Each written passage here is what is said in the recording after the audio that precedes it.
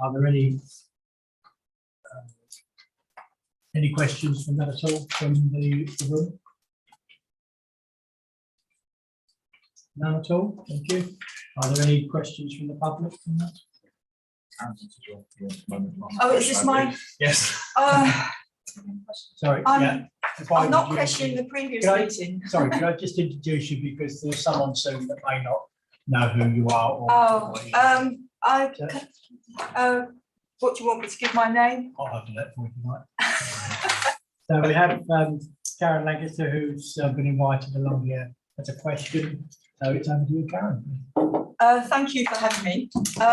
It's Action for Empty Homes Week this week, and I flagged it on Twitter to Paul Follows, and he kindly invited me along. And the more I got dug in, the more I realised it's not really a question. So I thought I'd give you a quick overview of what I found. There's about 1 million empty homes in the UK. Waverley itself has got about 1,000. And what has been happening is there's this campaign for the last 3 years to try and bring in empty homes into the affordable rented sector. So it appears that there's been quite a bit of success. Oxford have done it. They've brought in 41 homes. I was reading through 2 borough councils work together in Suffolk. They've actually managed to have a 10% improvement on their empty homes that were actually let to public and social affordable housing. The way it works is that councils tend to give an interest-free loan of about 20,000, and if no other sources of income are available, then they will put a charge on the property and they will do the essential repairs, and then the home will be let at affordable rent. I personally think it's a great idea. It's backed by Nationwide Building Society, who are trying to get the government to spend about 185 million to do this nationally. And I gather that there's positive sounds from the government that they want to support it. And I did have a quick look at Waverley's homeless strategy, and I think it's up for being looked at again this year. It's and the data is quite out of date that I found. We're looking at 2017. You had 1 homeless household in temporary accommodation. I think you're doing new metrics on this. I think there's a new computer system that was mentioned in the strategy where you're doing more in detail analysis of current homelessness people, people on the housing register, and that might throw up more acute need than may be apparent. So I estimated that even another 10 homes that you could bring in could, for the families that are in need, it could be, a really important stepping stone. And if you look at short-term accommodation that's provided generally, they can get really good outcomes, getting people back into work, recovery from illness, etc. So it's a subject I am very passionate about, and thank you for the opportunity of speaking. Thank you. Thank you very much. I'm sure that, particularly from the tenant, it's whatever we can bring, extra stuff into the system. Yeah, it's a great idea. Are there any questions? I'm sure there must be. Yeah. Thank you for that. Can you colour who owns these houses? the houses are private. The ones that are they're in the private sector, and as I said, there's 1,000 that aren't being used, and there's various reasons. There's a toolkit here that you get with this empty home strategy. I've got the Mid Suffolk experience. They've gone through reasons why houses are empty, how they handled it. It went hand in hand with enforcement, so that the council are actually encouraging people to get their homes usable or re-let. So, is there? What statutory powers are the councils using to? I couldn't go into detail, but it's in there. You're welcome to take that away. It's there's an excellent toolkit actually that addresses a lot of things on the legal side.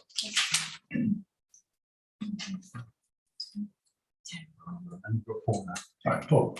Karen, so as far as I understand it from having a look around this as well, you sent me some links previously and I've had a read through it. And this is an area that we have had a little bit of a look at in the past actually too. So first of all, we need to make the distinction between empty homes that are empty in Waverley and homes that are empty that are managed by Waverley. Yeah. And the ones that are managed by Waverley that are empty are usually because they need to be void for some reason. That's usually refit, refurb, some distribution of where tenants are living, etc.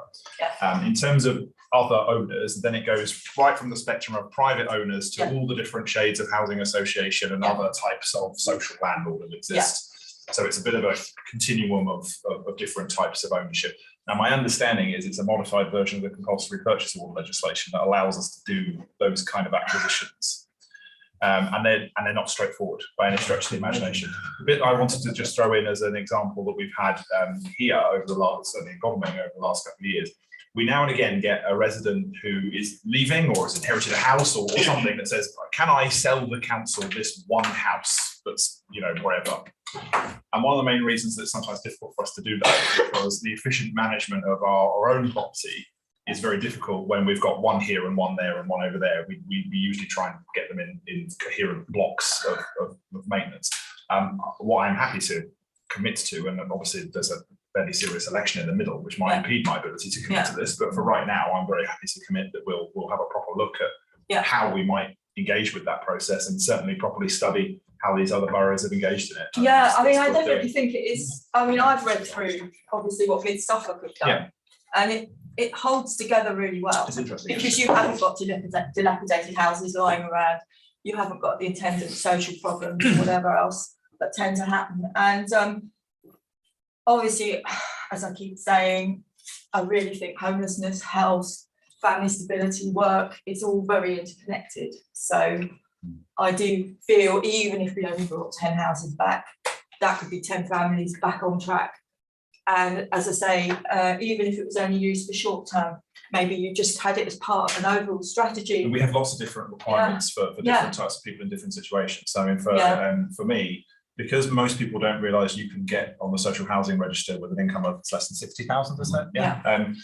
Even our current housing register that is about 1,000 people more than we've got houses for would be quite a lot higher if everybody who was eligible applied. So from my point of view, any additional houses that we can get should be explored.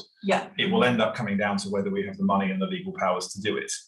Well, this is provable. Oh, yeah, so it's definitely doable. I could give you a whole list of, I mean, the councils that are doing it. There are, you can have this, the councils that are actually working in this. What have we got? We've got loads in the South East. We've got Cambridge, Oxford, Plymouth, well, obviously that's down in the west. Mid Suffolk, obviously. I mean, I do think because we've got expensive houses, it might put people off thinking that there's something that we can do. But actually, it's because of the housing market at the moment and fewer people being able to afford the rents and the houses, there's a greater urgent need. So I don't know how long, I don't know about the quality of the contracts that you get, how long they last. But I mean, that's all open to negotiation, I think. And you wouldn't necessarily have to find the money yourself. Equally, there are schemes that will provide this money. Certainly some of them. So, Mr. Chairman, but I don't want to take up your entire meeting, so I easily could do, because I can talk about things and everything. My suggestion to you and to the chair would be to add this to the committee work programme for the next administration to kick off. And certainly the executive will request a look at it in the new term, assuming the current executive is still about to do it. Otherwise, it'll be somebody else's decision, I'm afraid. Thank you. I just really wanted to clarify, and we welcome you, and it's really important, and I think it's a good way for us to think about things that are wider than our brief. But this is the Landlord Services Advisory Board, and we're focused on current council housing and the development of new council housing. So this is something we could look at, but I think it's probably something as a board we want to pass up to the executive. Yeah, the exec can look at it as acquisition of more housing through other means is certainly something the exec is empowered to look at. So and just to say, currently, historically we did have an empty home strategy. Yes. And the decision was that I think that might need to be re-looked at as well. Look at that. And Surrey have said that although there are empty homes where people have had empty home offices, the actual number of properties they've managed to bring back online has been very small. And so the focus has been on the actual delivery of new homes and working with developers for new homes. That doesn't mean to say that we shouldn't do it, but I think it's something that we need to. And I remember when I first came to Waverley and I talked about empty homes, and I was told it was the coach house at the bottom of the drive that the person who owned it did not want to let to anybody else.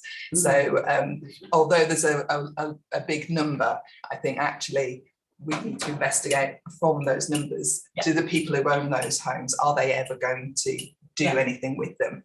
But I think what struck me most was the success rate in other areas. Yeah. That are not too different from us, was actually quite good. And I think it might be the approach that matters. And so there's good research behind it now. Absolutely, you've opened the door for us. And we'll have a look very much. Okay. Shall I just ask one Yeah, question? sorry. This is, are you talking about acquisitions or are you talking No. about loaning so that they can do up the property for a Combination. relet? It's a combination of the Both. charge put on the property. I haven't gone into the legal No, stuff, but yeah. as I say, it's backed by Nationwide. And I think the government want to go in this direction too, because Yeah. to me it makes more sense to use what's already there as well. Yeah, It's a kind of green, responsible, sustainable, possible route to go down. But obviously the contracts would have to be smart to guarantee all options. But it seemed to me that depending on how you get your finance, 20,000, they might not have to come to you. You might be able to advise them to go to another lender. But I equally think, even if it's only 1%, 10 houses is something. But it's supporting people to become landlords for social housing. Yeah. And add some additional flavour to the your side of the budget, Candace. Yeah. So, yes. Thank you all. I'm sure that really our suggestion is that we would pass it on from this particular panel. Thank you, Ms. Chairman. Thank you, Karen. Thank you. Sorry. Thank you.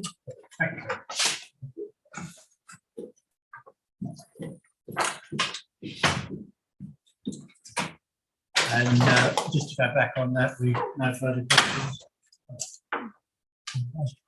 So I'd like to invite, I think, Joe Warner, and you going to go? Yeah, just want. On the customer experience group. Yeah, so I just want to give a very brief introduction to the new customer experience group. So it's going to be an evolution of the designated persons panel, but rather than looking at individual complaints, it's got a bit of a wider scope and it looks to address more systemic issues within the housing service. From the pack that you have, you can see that the purpose is to examine performance data and communications to evaluate service delivery and identify issues in poor practice. And what that means in practice is that they will have free rein to pick into any data that we have. So, for example, data on complaints, time to respond, lessons learned. They'll pick the topic and we can provide them with any information that they need, any data that they need. And they can dig into that, what we give them to root out issues and problems in the service and draw any conclusions on how we can improve the service in that area. So those conclusions will then be reported to this board for the board to make recommendations to the service and hopefully drive service improvement. We intend to bring in other residents outside the group on a case-by-case basis who we've identified who may have experience, for example, with poor communication with their parents. And then we can create small focus groups to assist the process of the group looking for their findings. I think it'll be quite a flexible group as we work out exactly how it works. But I'm quite excited to see what comes from it. And the first topic will be decided next week at the meeting. So we'll see where it goes from there. Any questions?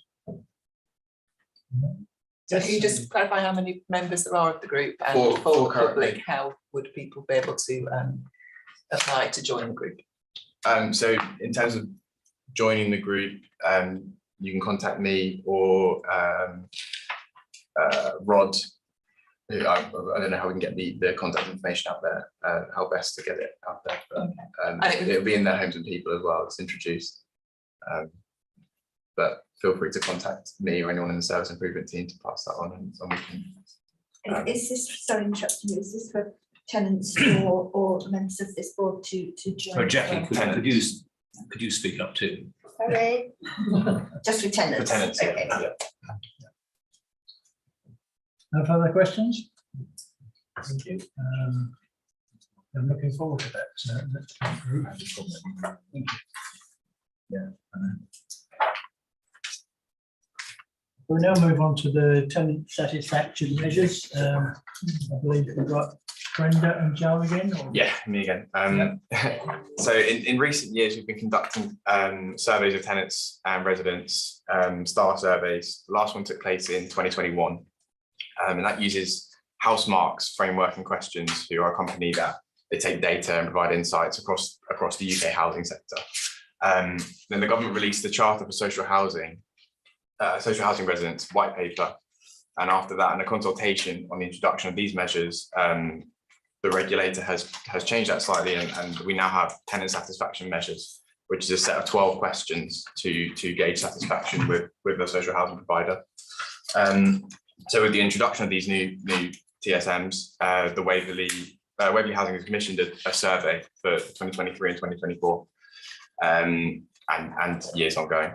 The main objective, other than meeting the requirements of the regulator, is to identify key areas for improvement and to gain actionable insights through having statistically accurate and up-to-date information on the satisfaction of our tenants with our services. So we decided to go with a company called Acuity, who've been providing survey services to the social housing sector for over 25 years, and also have access to Housemarque's benchmarking services, so we can see how we stack up against other authorities and associations.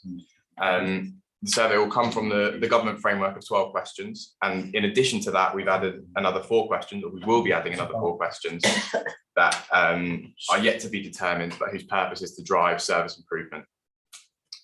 So to decide on those questions, we'll rely on guidance and input from the Director of Acuity, housing managers within the service to see what drives service needs, and then also the tenants panel will take the questions to identify if there are any issues or any other areas where they feel that service improvement needs lie. Then that's really it. It's just a brief introduction to the new TSM. Where does this actual tenant satisfaction go to? Does it, you address it to all the tenants? Yes, so the survey, I believe it's roughly 560 tenants per year will be contacted by Acuity. Random. Yeah, completely random, so that it's an unbiased selection of results of tenants. 560 a year, and they'll be asked those 12 questions plus our 4 additional ones. And then Acuity, thankfully, have some very good data people who do some clever things with that. And then we can hopefully gain insights from that onto how we can improve our service to tenants. Can I just add a comment to that? The survey will be representative. So we know, for example, our tenants, the age profile of our tenants, so we know our tenants skew older rather than younger. So the data will be representative of our tenant population and our stock type, so that we're able to look at the data, both in terms of age, in terms of flat versus house, and number of bedrooms, so we can analyse the data in lots of different ways. Can I ask, will there be a space for tenants to write comments or the reasons why? Yes. Yes. Yeah. In the especially in the further question section, they're all quite open, so there's space for comment. Any further questions?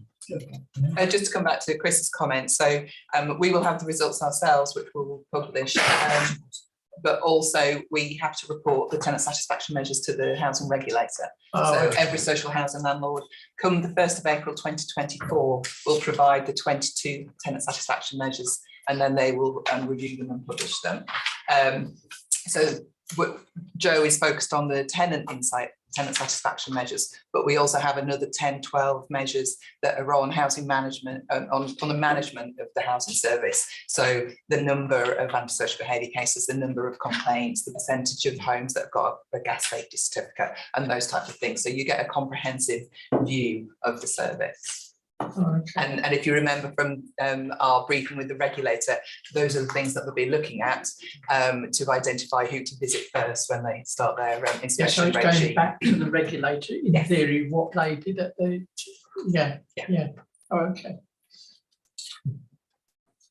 We are on item 5. aren't We are. Just a quick clarification, 4.3. You've got, it's like confusing, 1,000. Is it a type of 1,000 or 100? It's 1,000. It is 1,000. Yeah.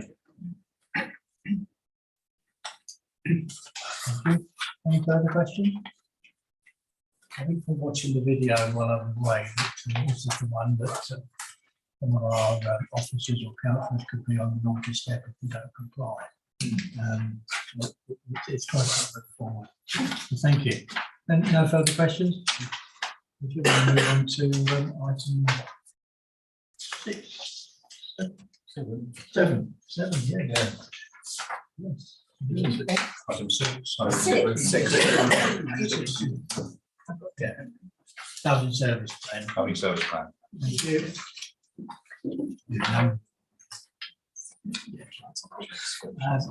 Thank you. I believe that. That's me. Thank you, Chairman. Yes, so just to draw attention to the service plan, they're reviewed annually, and there's a 3-year rolling programme within those plans. I decided that this year we do a fairly light touch because clearly so much of what we do, we drive forward year on year to provide the best service we can for our tenants, to deliver new homes, etc. There are some highlighted ones under section 4 when we're looking at the tenant satisfaction measures, which Joe has just brought before you. So really, if you have any questions on the plan, it shouldn't be too new to you. It came to the board last year, but we can take back any questions or comments as we move forward. It is a living document, and our key performance indicators, and in the quarterly performance reports, then the service plan actions are recorded and reported, whether they are green, orange or red. So we can be held to. Thank you, Andrew. I'll repeat a comment I made at overview scrutiny. We found the service plans to be a very worthy document, fairly indigestible given the sheer volume of information in them. The suggestion I made then, I'll repeat here, is that what would be useful would be to have either an indication in the document itself or possibly as a side document of anything that has changed since the last edition of the service plans and the reasons for the change. And we felt that would be a better way to get some useful input from councillors than simply plonking down as and say, what do you think? It's very, unless you've been sufficiently keen to keep a copy of the previous one and gone through it line by line to see what the changes were. The truth is, it becomes a bit of a rubber stamping exercise. So if you want proper attention to it, I think spelling out what has changed and why would be a much better use of our input. That's quite helpful. Thank you. Any further questions? On that. Yes. Just picking up on that remark, Councillor Mulliner, it would be good to know whether things had improved or got worse in that context.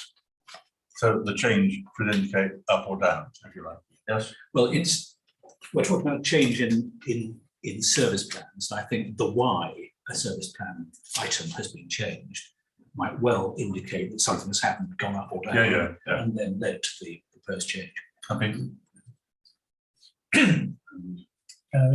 So just to say, this is the, as Andrew said, this is a 3-year rolling document. It gets updated every year. It's an operational tool to help us manage our service, and you as the Landlord Services Advisory Board can use this as a tool to hold us to account. So when we have an agenda planning meeting, I think we need to have a discussion about how you want the service plan actions reported, because they're currently reported in the quarterly performance report, but it's a very light touch, and it could be that you want more detail as a board going forward as to how we're progressing with the service plan actions. I'd like to ask on the service themes, housing strategy. That actually is down as, I think, is it not available or not applicable to this particular group? No, so it is. Interest. It is of interest, and I think I seem to remember at some point Alice Lean and Esther Lyons presented something on the housing strategy to the Landlord Services Advisory Board. That could happen on an annual basis because the strategy has objectives and an action plan, and that's monitored every year. So we could certainly introduce that. I think it is of relevance and interest to the board.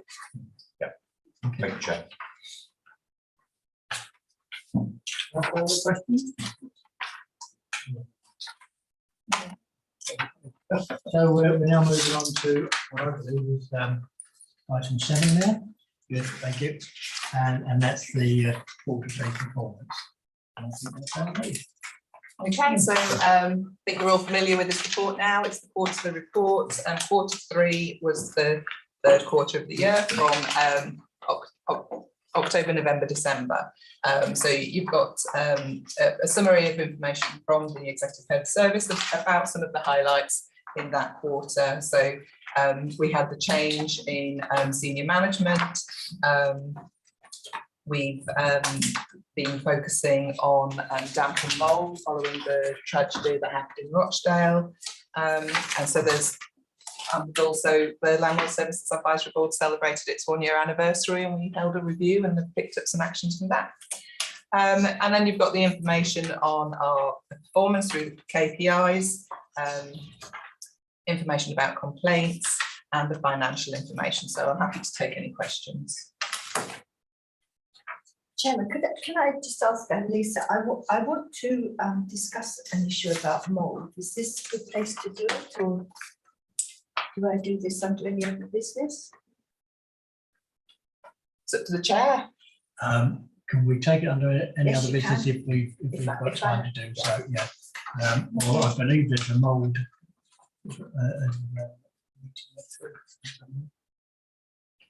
Meeting somewhere. I've got that in mind.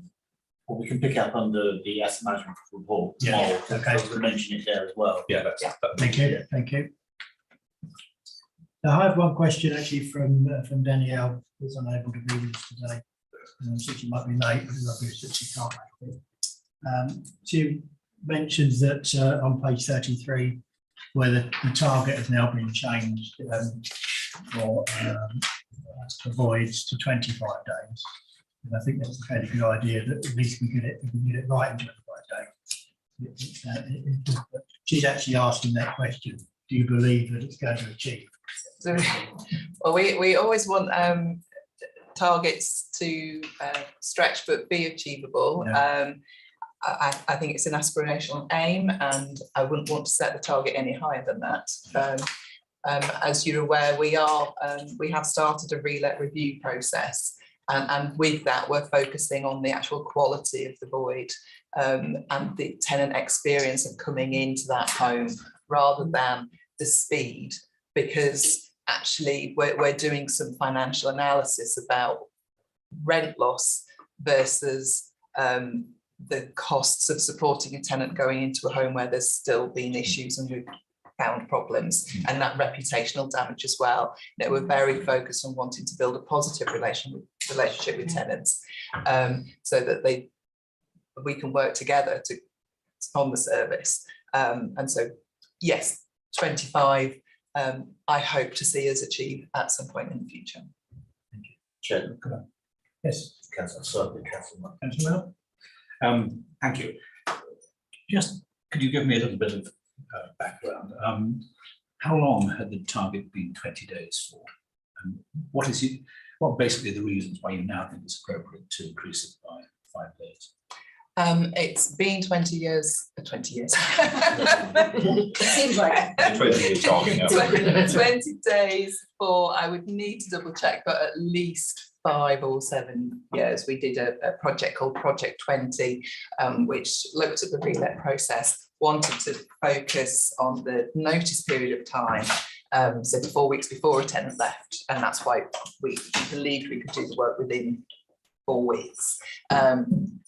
As you can see from the stats, we have not hit 20 days for the last 3 years at least. So we want to have more of an achievable target in there. We're working very closely with our responsible repairs and voids contractor, but we have, and that's why we're doing the relet review currently, is the properties we're getting back have been occupied for a long time and they haven't had investment, so they need a lot of work. We've got asbestos issues.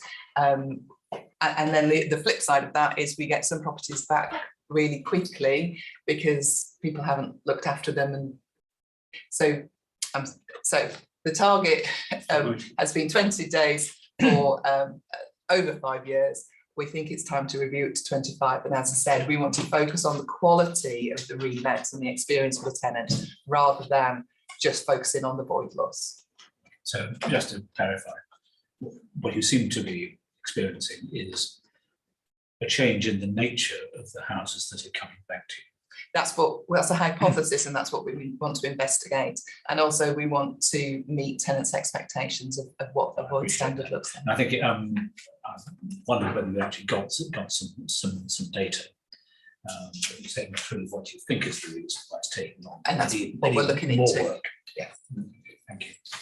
Chair, Thank can you. I just go back? Yes, Direct yes, council. please. So we have been consistent to average, because we're talking about the average of 27 days for at least the last 2 years. Month by month, we do a graph in 27 days.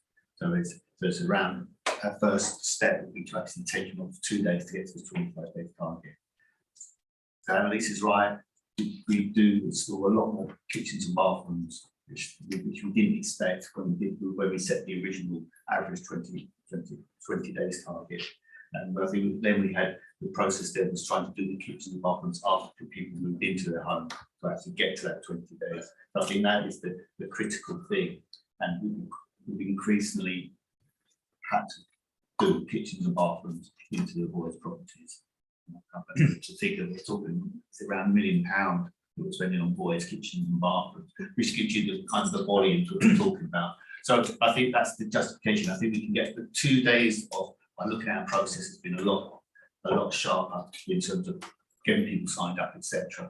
So that's where we can get down to 2 days. Thank you. No, I entirely agree. The idea of someone moving in and then a few weeks later to put up with the also trauma of having a new bathroom. The kitchens on the whole tend to be a little bit quicker. The bathrooms with their extra plumbing needs. Yeah, no, certainly want to hand over a completed property. Thank you.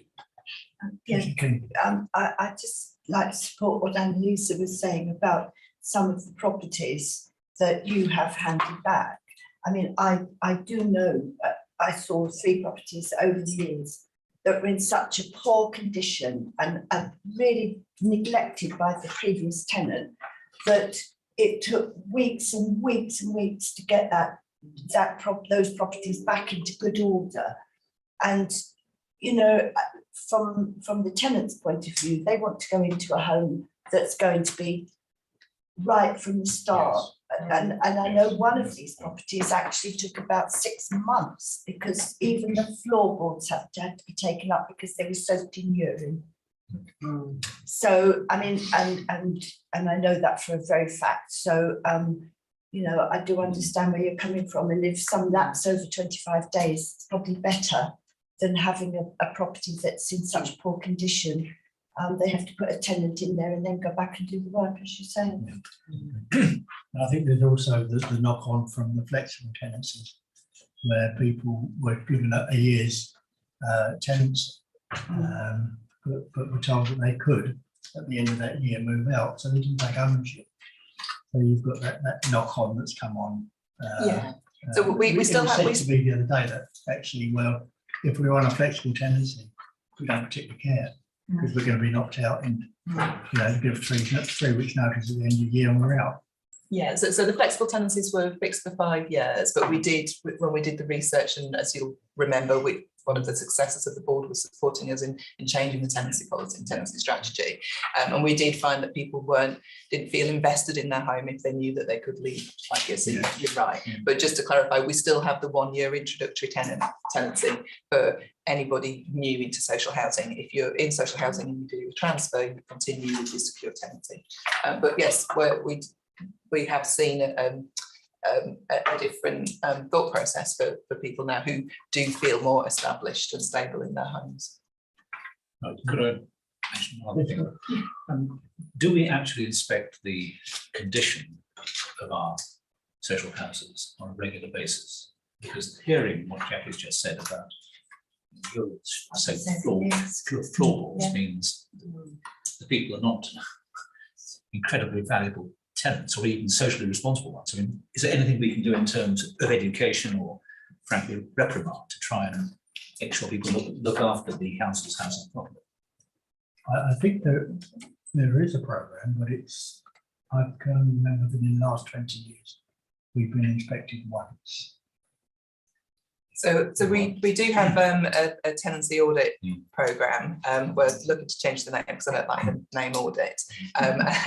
We're been prioritising on people who haven't had a responsive repair or not made contact with, not been in contact with. So we do have that. We're also starting a stock condition survey programme, which will identify, we know will identify issues. And also we go into properties with gas every year for their gas safety check. So again, issues are reported back to us. It can be one of those very challenging things about people's personal choice about how they live in their property and how they look after it. And you know, I remember one lovely tenant panel member used to go around with white gloves to check the dust, and I thought, I hope she never comes to my house. So there's a real variation, but when we identify people are struggling and not managing their home well, then we will do signposting and support them. So, but it's one of those things, it's the silence. If people aren't contacting us, we don't know. So we are making efforts to get into people's homes and check in. So the basic answer is no, we don't. We rely upon, I mean, whether a gas boiler man is going to actually take very much notice of the house outside where the gas boiler is, I rather wonder. No, we do get referrals back, and as I say, we've currently got an officer who has been visiting under occupiers to establish how they're managing their home and talking to them about potential moves and downsizing. I mean, it's just numbers. I mean, you've got 4,800 social houses. But I think I remember the conversation we had when we talked about tenants and fraud. We're very lucky that our tenants are very engaged and notice what's happening with their neighbours and will report issues to us. So. Yeah. Can I just say something? Yes, hold on, Tony. Thank you. Yes, Well, I'm a tenant at the moment, and I know where I live. Actually, before I moved there, there was a tenant that had antisocial behavioural problems, and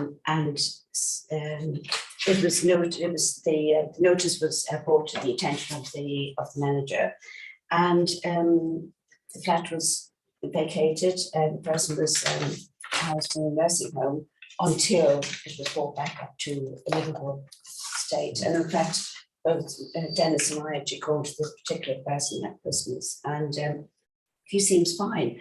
Plus, actually, his antisocial behaviour seems to have actually improved, which has been good. So I think in cases like where we are, you know, our manager might be made aware by other tenants about, because seemingly this gentleman did have a lot of problems being in the communal area, etc.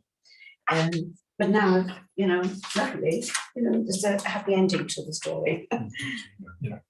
I was just going to say, actually, I think one of my visions for our housing management service goes back to kind of what housing managers used to do, whereby the officers on the patch would be there, would know the tenants more, and it links in with what you said about antisocial behaviour, so that if there is an issue of Fred parking his car just a little bit over Maisie's drive, you know, Fred, just move your old Metro forward a bit because Maisie gets fussy with the bins, you know, all right, mate, I will. That can actually cauterise an enormous antisocial behaviour, neighbourhood dispute that can escalate, that could really escalate. And I think being known on the patch, knowing the tenants, perhaps giving them a little bit of advice to help and support when they need it, at the point when they need it, and having that information on what's going on in the neighbourhoods is essential. And I think we've lost a bit of that, mainly because of resourcing, but certainly in terms of our housing management service, and I think, you know, the board will hear more about this as we go forward. We are investing in that more. There are more officers, there are good officers, there's training. And I think we might see something of what my vision is for housing management, which I think ties in very much what you said, because we can go for years without visiting a tenant. Now, some tenants don't want to visit every 5 minutes. I mean, I wouldn't, you know, you don't need it. Most of our tenants are absolutely fantastic and proud of their homes, but you know, we should have that idea so that we can pick up those who are vulnerable.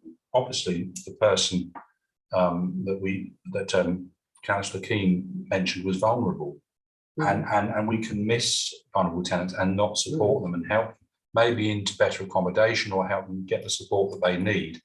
So it is the eyes and ears on the ground that I think we might have lost, and we need to regain that as we go forward. Yeah, if I could just say, I've been sort of going on for years about council house surveys and what have you. And I certainly understand that there is a difficulty in the fact that it's staffing. I mean, you know, this was pointed out to me years ago, well, councillor, the staff, we haven't got the staff to do the surveys. But when we've got people going into the homes to do repairs and what have you, it's good that if they report back that there is a house that is not being looked after properly. I mean, as landlords, I do feel we have a duty to make sure that our properties are looked after by the tenants. And I do understand the tenants' rights, that it's their home. But if you think about it, private lets are inspected every 6 months, and the tenants expect that, they don't mind.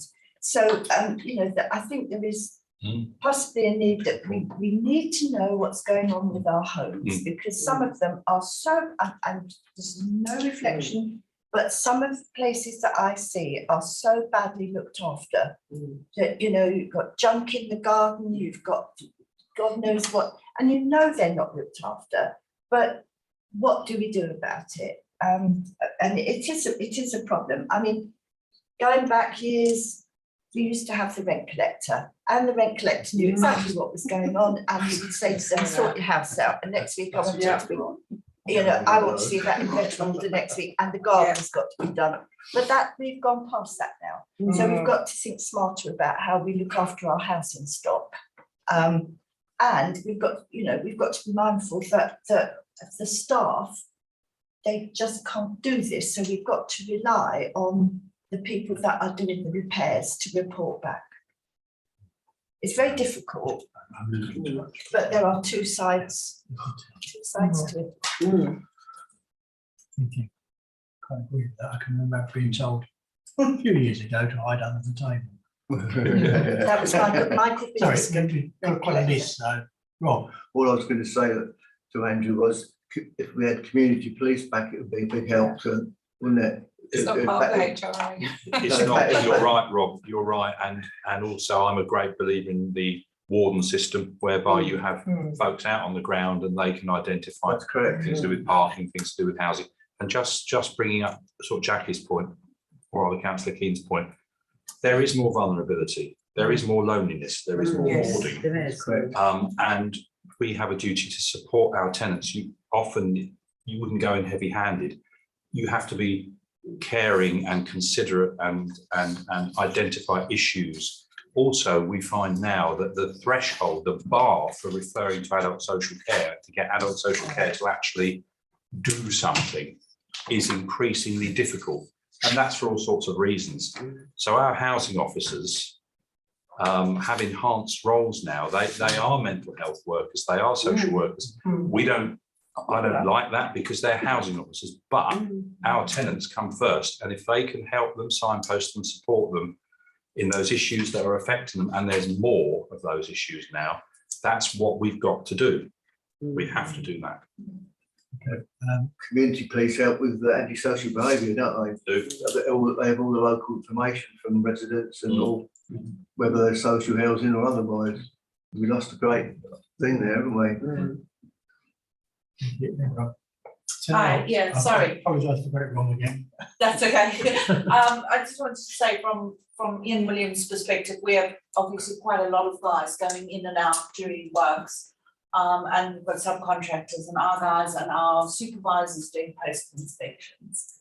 And at this point, there isn't anywhere for them to report when they do see things that aren't a severe sort of case that needs official reporting. So they've gone in, sometimes, like I say, it's loneliness, sometimes it's hoarding, they can see people are battling to keep their homes clean. It can be senior living things, they don't know what to do with these sort of issues. And when I have asked, what do we do with this information, we get told, go to a website. But I can tell you now, the guys on the ground they don't have time to do that in the middle of their work day. So if maybe a sort of place could be made that would just be easy for them to give that information, because they have a lot of it, and a lot of them genuinely do care, especially when they're senior people that they can see are battling. They've come across young mothers that need help or assistance. You know, sometimes it's just precursors to welfare incidents that could be preventative measures, antisocial behaviour, all these things that you've just spoken about. They see a lot of it, they observe a lot of it, and at this stage they've got a wealth of information that could be so helpful if they had somewhere to send it, that would be easy for them just to pick up the phone and say, hey, I saw this, and leave it to you guys to action.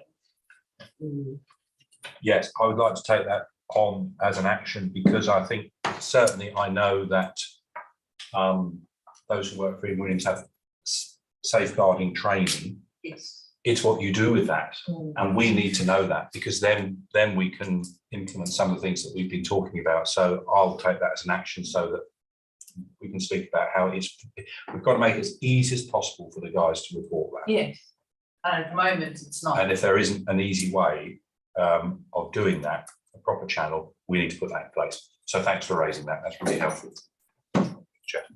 Thank you. I agree with, sorry, I don't know what. Neil from Ian Williams. Hi.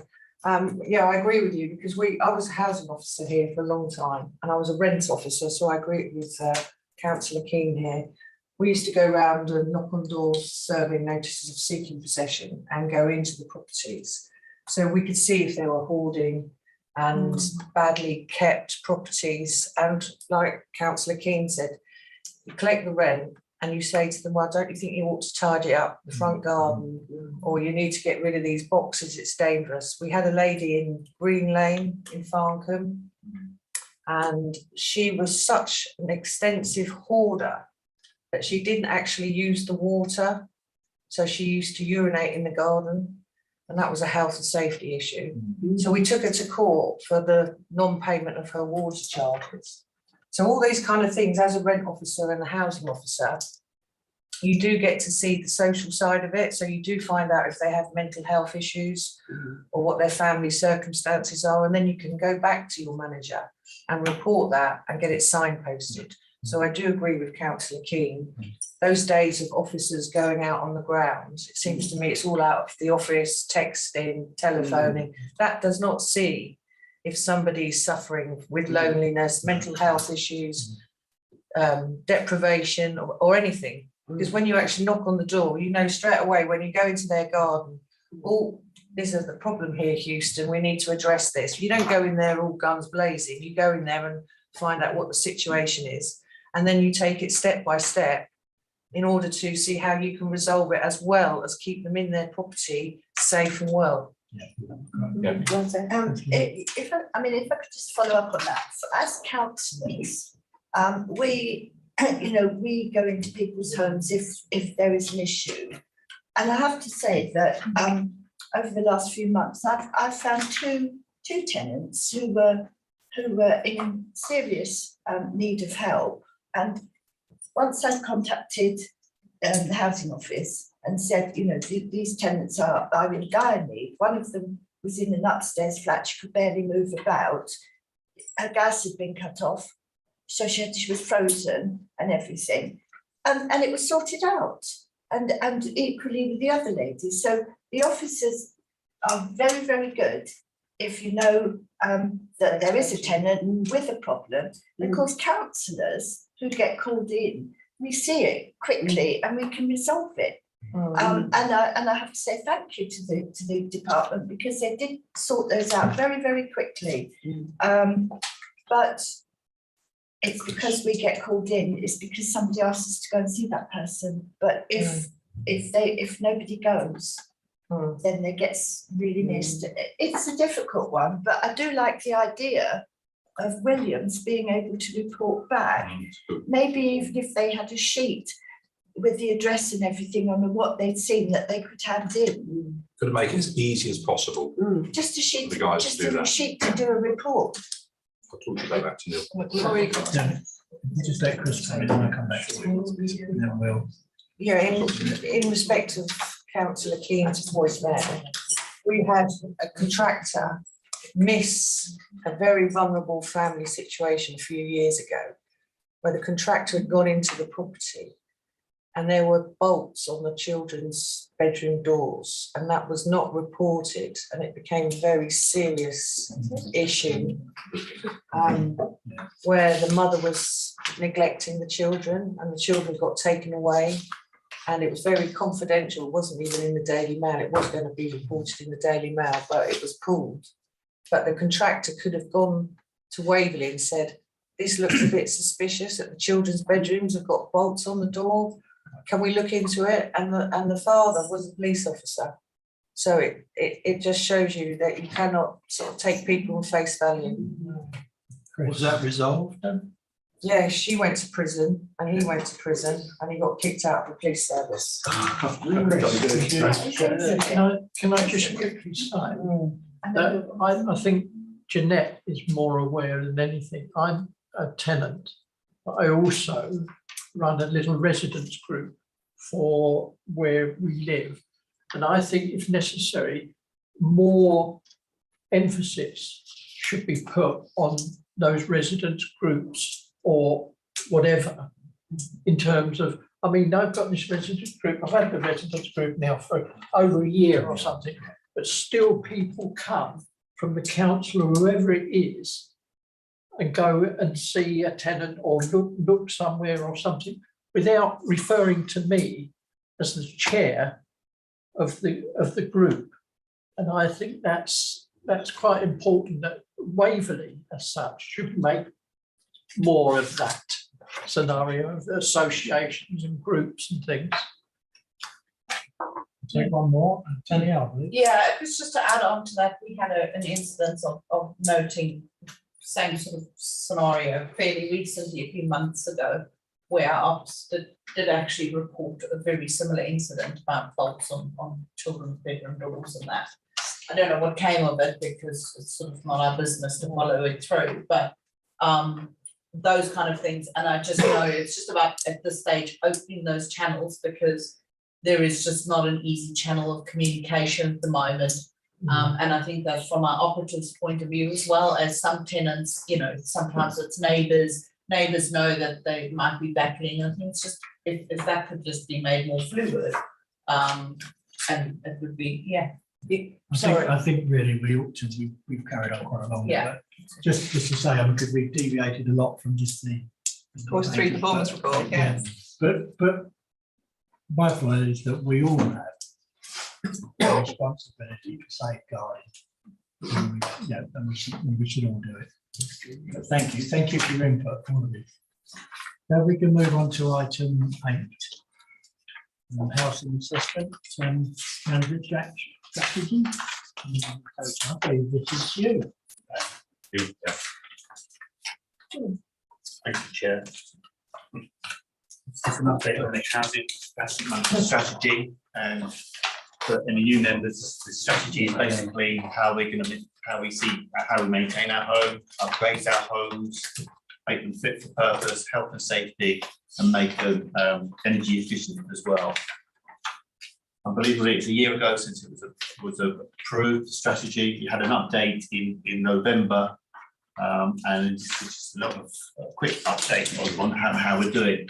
And a lot of these issues you've been discussing in any case that's covered in this report, either this meeting or previous meetings. The strategy is broken down into 4 themes. I'll just give you some headlines from the different themes. The first one is understanding our homes, tenants and stakeholders. And we talked a lot about needing to know about our tenants, and that will be progressed as Andrew has explained. About our homes, many of you know about the stock condition survey contract that we procured and will be mobilising by Easter. we'll be having the pilot, and that will be collecting the data on our homes. Because of the COVID, we did stop doing the survey, so we are now around 2.5 years, 3 years out of date with some of the data. And so this will be a huge jump in terms of getting the data on our homes, understanding our homes, and having plans going forward. One of the things that we need to do is actually capture that information. And a lot of what we've been talking about in terms of our tenants, but also about our homes, is about capturing that data and making it accessible. So we're doing a review of our IT systems. One of the drivers is about that we've got those correct records, so we can take the correct action, and we have all the documents available to take the appropriate actions. So that's progressing, and that will be coming back to the committee on the outcome of that. Theme 2 is about providing modern homes and keeping them up to date. So 2 key things that we've done. We've completed a procurement program. That's the kind of contracts we know we've got to bid for. Each contract that we bid for, there is an awful lot of work to be done to actually make that successful. So I think this is a good planning document for us going forward. And the other thing that, and this has come to this meeting, we completed the position paper on the heating around gas boilers and what we're going to do with those in the next 5 to 6 years. The third one is about proactively decarbonising our homes. We've reshaped the team, we've reshaped, and we've got some resources for our energy efficiency project officer, and we're looking to recruit to that post, which will drive us forward in terms of procuring contracts, managing contracts that will make our homes energy efficient. And the first target we need to really work hard on is achieving the energy efficiency of C across our home. But of course, we've got the corporate objective of making our homes net carbon zero. The fourth theme is ensuring our homes are safe and secure for tenants. This is where we can just talk about damp. So you had you discussed that quite a lot in the last meeting, and I'm just confirming that the work that we're doing on that.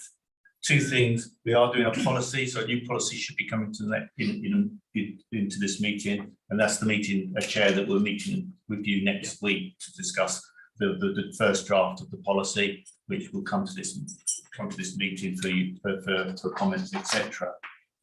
And one of the things I just wanted to highlight, we talked about this, is about the Ombudsman report, and he talked about finding the silence. So it is about how we proactively got to find these homes that may have damp, may have other issues that Councillor Keane mentioned. And I think that's what we've got to actually really be at the forefront of, is finding the silence within our homes. I don't want to break there. Councillor Keane wanted to bring her mould issues up. Well, basically, I had a tenant who rang me about a month or so ago, a bit more, with a problem of mould and damp. And so I phoned it in, and she rang me yesterday to say that somebody had been out to assess it, and showed her the hole in the roof and where the water was coming in. But it would be 2 or 3 weeks before they got back to sort it out. In the meantime, she's got this blue mould that's suddenly started to sort of come onto the ceiling in her sitting room. So I'm just wondering, why the contractor is saying, oh, we'll be back in 2 to 3 weeks, when there's a hole in the roof. If you showed her daylight through the hatch, that seems to me wrong. We're concerned about mould. She's got a child, and so I would have thought that was an instant repair that needed to be done, an urgent repair, not instant but urgent. So she's coming back to her local councillor to say, please, can you ask this to be done? Why? Why is that happening when we've had this extensive discussion about mould and health? So, it's hard to comment on the individual case. I think it's not only the contractor is our council officers' time to actually go out to reports of damp are too long, and we understand, I mean, I think it could be 4 or 5 weeks sometimes before we actually respond to this is actually going to inspect it as well. It's So been inspected. I'm just, what I'm trying to say, there is, I'm confirming what you're saying, there are delays, but it's just not the contractor, it's ourselves as well. And that's what we need to actually review, and what is the appropriate timelines for dealing with that, and then that will be what we need to discuss with the policy, and then actually to identify the resource to deliver that. Because, you know, I'm sure councillors Andrew can promise, yeah, we're going to do it the next day, but what resource does that mean? So I think before we confer, I think if I can take away from what you're saying, we need some actually clear time targets to actually deal with damp and mould, and that's what we need to do. But I think if we can come back to you with some appropriate times for discussion, because it is all about resources. We'll say we can promise you the earth, but if we can't deliver, then it's all a bit worthless. So if that's what I can take away with what your comment for the time being, I mean, we can look at afterwards, we can look at the individual case perhaps and see what the individual learning of that case is. But over the winter, there had been delays in response to damp and mould. Can I ask, your inspectors that come out to inspect the mould, are they actually qualified to deal with it? There is a reason. Yeah. Right. The inspector come out, they looked at it, suggest you've got mould. They checked it, this damp meter. No, it's not damp. Well, we know it's not damp because it was tanked, waterproofed all the way through. I explained to the tenant what the problem was. You've got a wall, it's a retainer wall to the house. The brickwork is 9 inches solid. You only put 25 mil of polystyrene on that wall for insulation. On the other wall, you've got nothing. Where they meet with the bank on it, which is damp and it's cold, it's black mould down there. On building regulations, you should have at least, well, the recommendations are 60 to 100 mil. You've got 25 mil on that wall, you've got nothing on the other wall, and nothing on the other wall. And yet it was passed by building control. How? I do not know. So and nor can I, but just to quickly reassure you, I mean, is that part of our response to damage is to ensure people are trained. And so we're doing some technical training for technical staff that you mentioned, 2 lots of training, because we're also going to do the health and safety training in terms of damp and mould and generally. But we're going back to housing officers, etc. We're also going to do some non-technical training around damp and mould, so housing officers can actually identify and do take the correct action. So it's very hard to comment on your individual case, but I think the point you're taking is perhaps better skills are required. I'm not sure what service particularly that you're mentioning, but within housing, we are taking that point on. We are having a training program. Right. The problem they has now, it's a 1-bedroom house. Yeah. Yeah. You've got 3 extractor fans, 1 in the kitchen, 1 in the bathroom, 1 at the top of the hall. Get rid of the damp that's at the top of the stairs. Now, he's already admitted that it's not damp. He's admitted that it's a cold spot because of what it is. But he's saying now to put another extractor fan in the kitchen. So that's 2 extractor fans in the kitchen, one in the bathroom, 1 at the top of the stairs. It's very hard. It doesn't work. I mean, it's very hard to comment on the situation because we don't know the home. I mean, we can contact you and find what the address is, and then we can look at what we specified and try and explain that to you, what we were trying to do. I mean, I'm not saying you know 60 years of being a builder.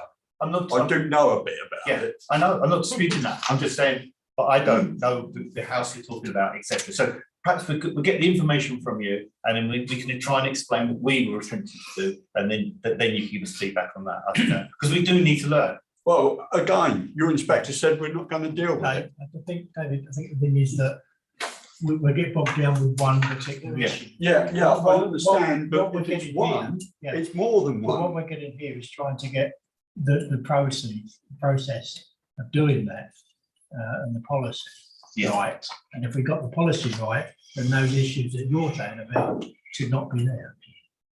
No. That's what we're trying to do, yeah. And just quickly, I think many people have got different opinions on extractor fans, etc. as well. So that's the other issue. But we're not taking away what you're saying. We get the details, we can explain what we were trying to do, and then we can learn from that. Hi, yeah, just a comment, so I know about the example of dealing with the hole in the roof, I'm pretty sure I know which tenant that is exactly, but we've had a few of those. I think there needs to be a distinction made between when a mold case gets brought up to treating the mold and solving the cause of it. So we can have immediate action on getting rid of and doing mold wash and getting rid of that instantly within a matter of days. But something like a roofing, for example, is a whole different scenario, and that cannot always be a quick fix. A lot of these, as you've heard, there are a lot of technical difficulties. A roof, for example, you might have to wait for an asbestos company to come out, surveys need to happen. You have to wait for inspectors, you have to wait for scaffolding, then, different, and that cannot be done instantly. If you want the problem to be correctly solved, that you're not getting mold ongoing, it's not a process you just want to rush for the sake of getting rid of it. So you want to get rid of that instant mold in the house that's causing the health issues right off the bat. But I don't think that is fair to expect that we can suddenly,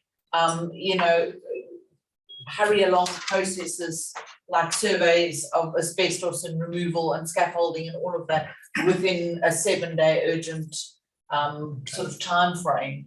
But we can make temporary fixes and do that. So I think there's a distinction to be made in the expectation of what when a mold is reported, what the instant reaction is versus what the long-term solution treatment should be. Thank you very much. Rob, I'd just like to say that I've been reading a report from the housing regulator, and apparently there's 3 million houses in this country that's got damp problems caused by blocked cavities by pumped in insulation.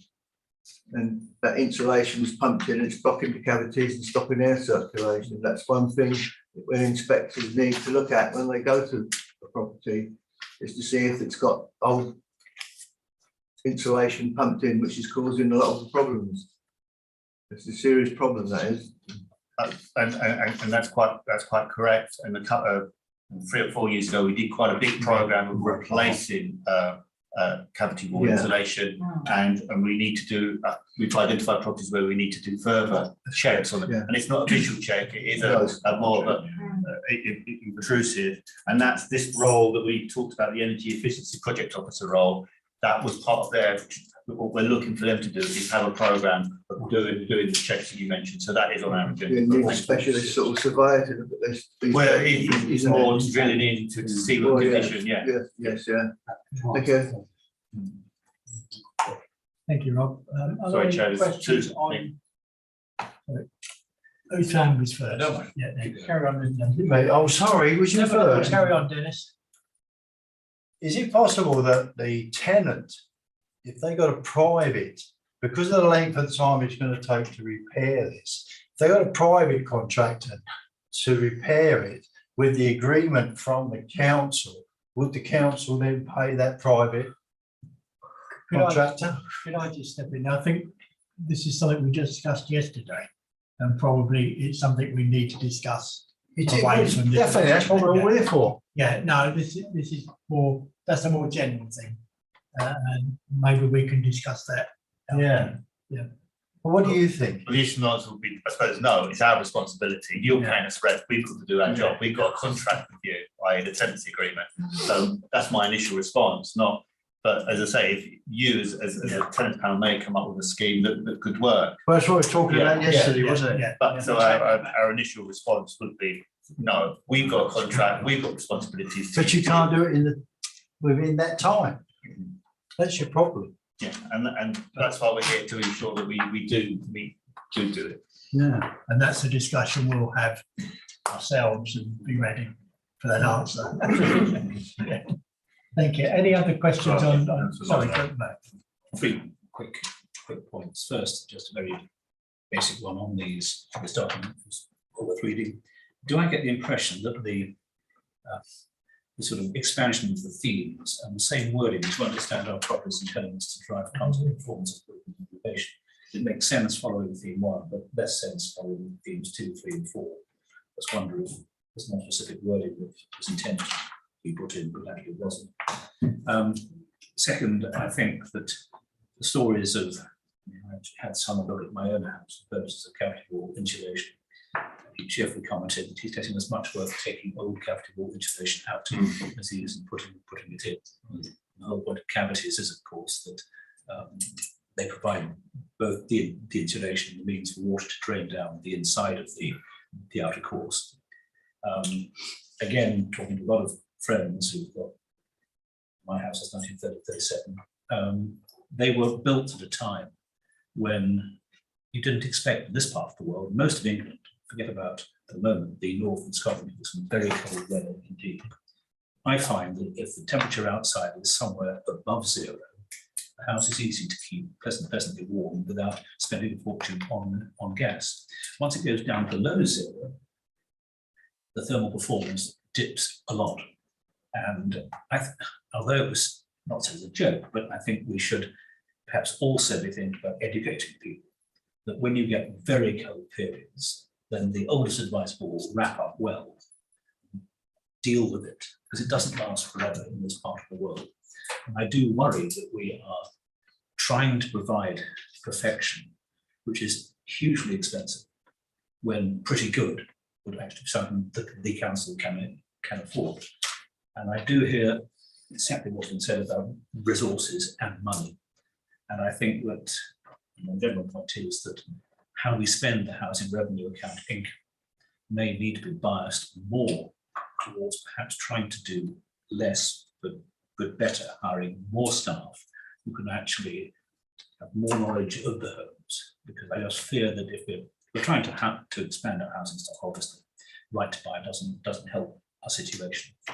But I do get a strong feeling as someone who's been on this for about 9 months, there's a lot of strain on the housing department, and the whole housing strategy appears to be strained. And it's much more efficient in life if you can do things well without having to be at your beam ends every second with every day. Great. Thank you. No, I'll go back and review for the next report, the first comments that councillor made. And yeah, I mean, we need, as we do the stock condition survey and find what really is needed to our properties, or what may be that we weren't aware of, we may need to come back to councillor Mullen's point. Thank you. Thank you. Thank you very much. We move on to item 9, the decant policy. Now, following discussions with the executive housing officer and the chairs of this board, it would be right to put this, take this away from this meeting, put this back really to allow further discussion and review with officers, councillors and tenants, and particularly to try and get some tenant experience into the policy so that we can get it right. I think there's a little bit more work to do on that. Thank you. Thank you.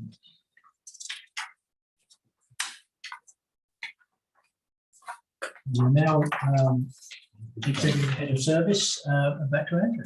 Thank you, Chair. Really just to mention a couple of things. First of all, to thank the staff who have worked hard, particularly in times where resources have been stretched, people have left, trying to recruit new staff in a market where it's not easy to get the calibre of technical staff that we need, and certainly in areas of compliance, we're trying to drive that forward.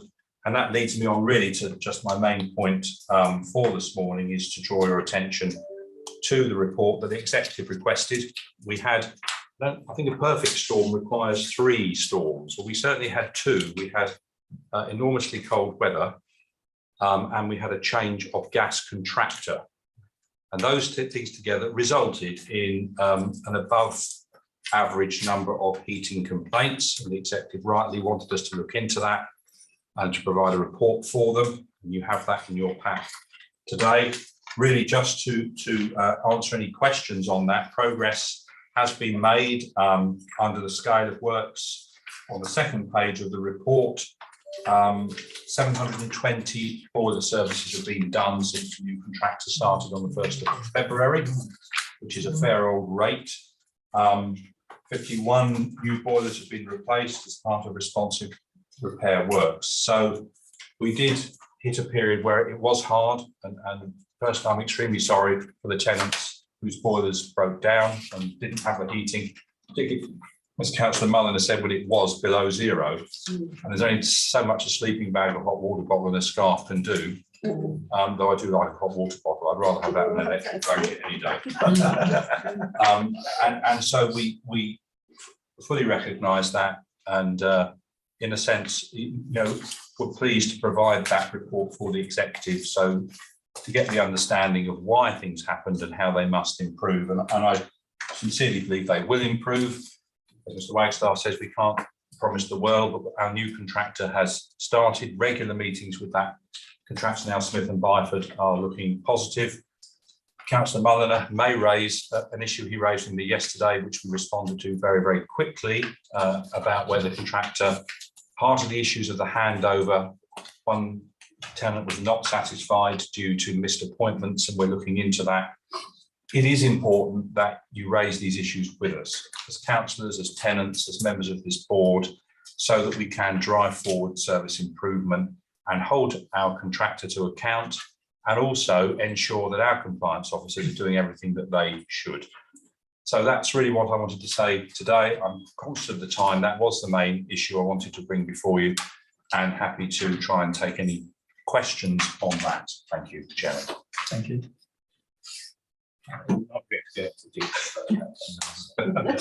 I think what came out of it was the fact that twice the Smith and Byford, either corporately or the relevant engineer, failed to contact the tenant and know that it wasn't good. They weren't going to be there when you've got someone on limited income who was actually losing work and pay because of that issue.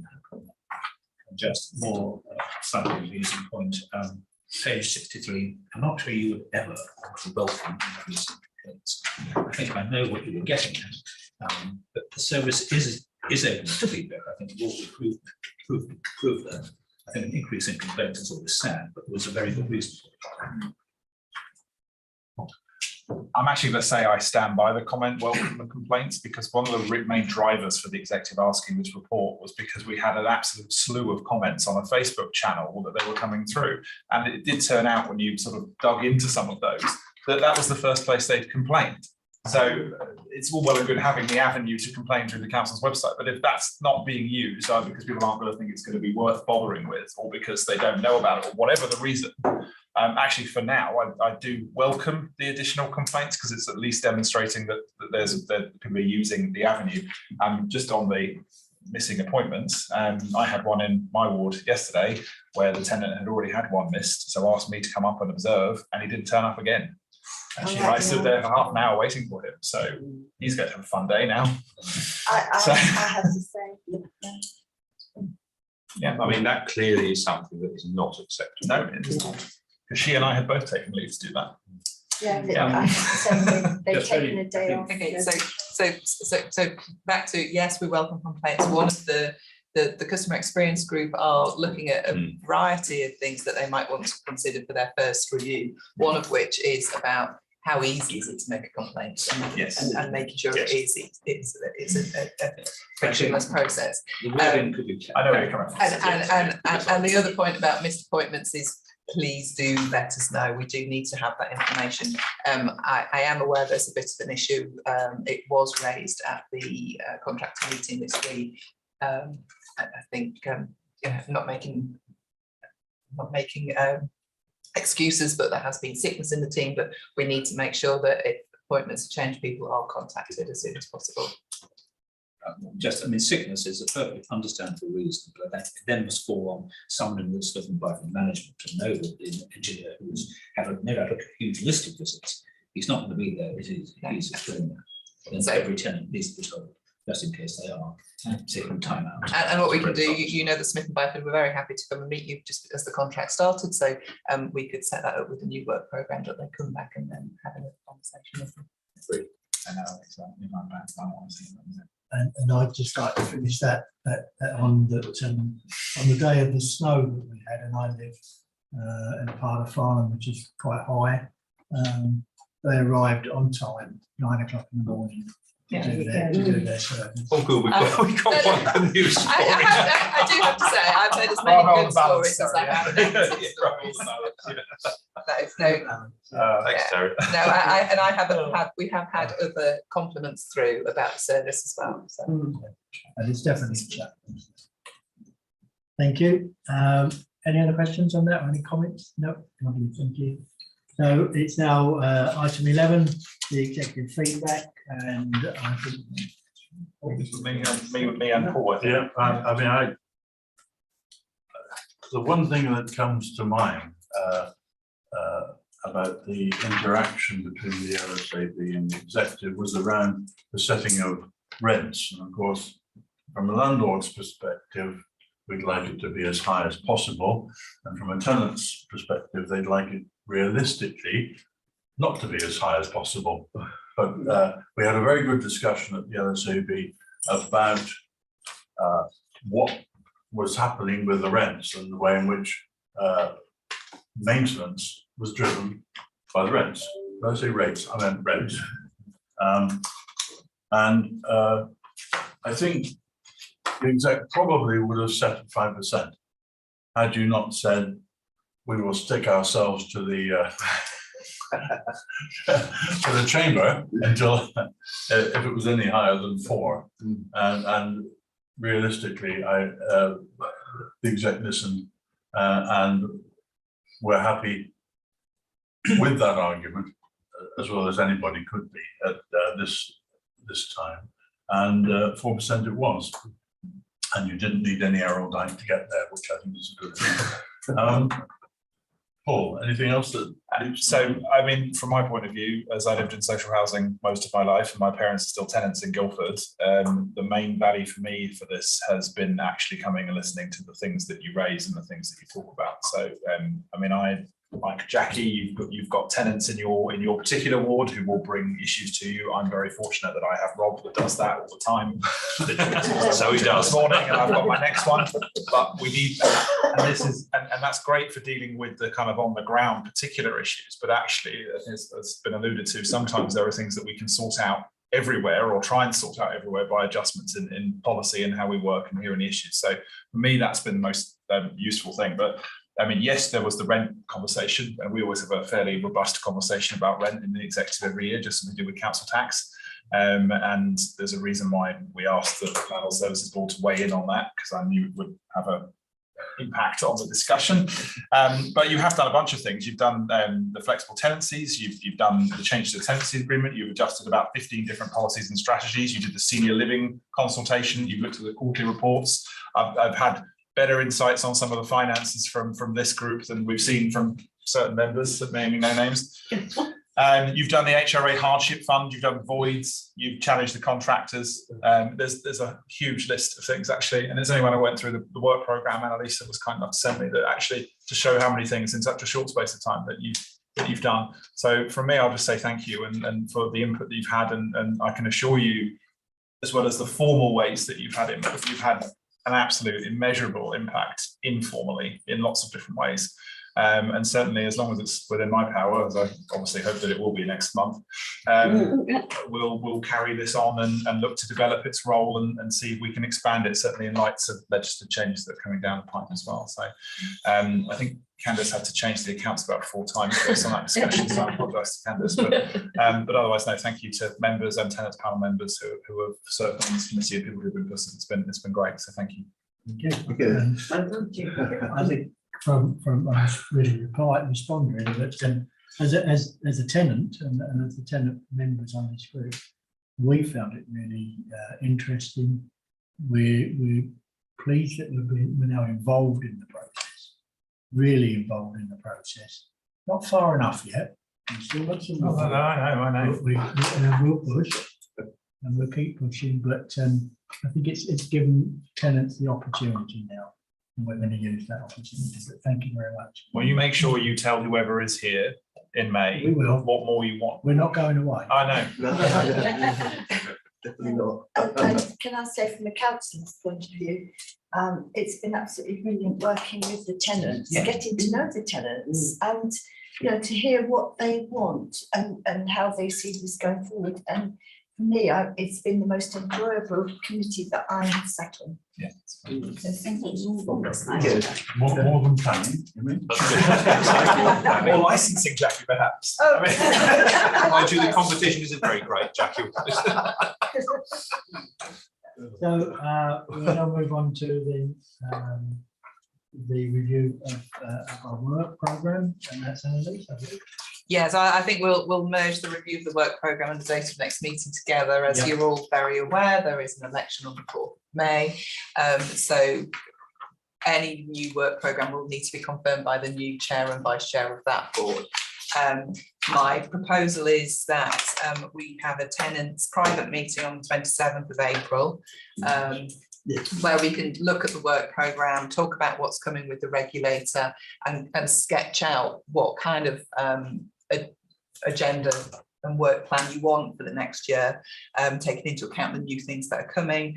And then I was hoping that we could organise the date we've got for May, if we actually had that as a introduction to the Landlord Services Advisory Board, because you may not have said, I think it's the last week of May, it'll be the last Thursday in May. After annual meeting, though.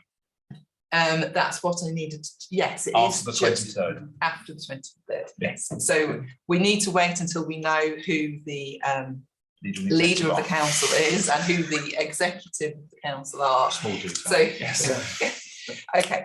But what I'm trying to say is that we could have an introduction session to the board for any new councillor or coming back, returning councillor, so that then they get a view of what the board does, what our responsibilities are, and then that would hopefully we'd have more people coming forward than places we've got. But it would give them part of the training of the welcome to the council. I would like to have a housing induction sessions. May. I believe So- it's the 25th of May. So we'll know where things live by the 4th and then the 23rd. So yeah, or the 5th and the 23rd. Thank you. What was the date? 25th of May. 20th of May. It's the last Thursday of May. I mean, I feel obliged to point out that the executive and the new executive ownership, it's an executive working group. So, actually, on the executive.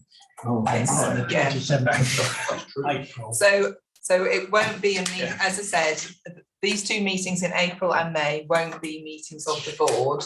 They will be a tenants meeting to put forward suggestions, and then it will be an introduction session, because as Councillor Follows has just reminded me, the board will only exist if the new executive set up the board as an executive working group. It strictly has to be set up as an executive working group. So if the new executive agree they want a Landlord Services Advisory Board, the first meeting proper will be in June. Yeah.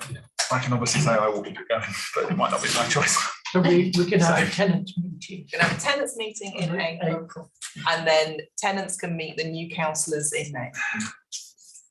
Just for clarification, on the 27th of April, so it's a private meeting. So that's the board itself. As in, it won't be publicly announced, but we can invite to the tenants. Thank you. Thank you very much. Are there any other issues? Everybody happy? Thank you. Well, Thank you for coming to this nice long meeting. Thank you for your input.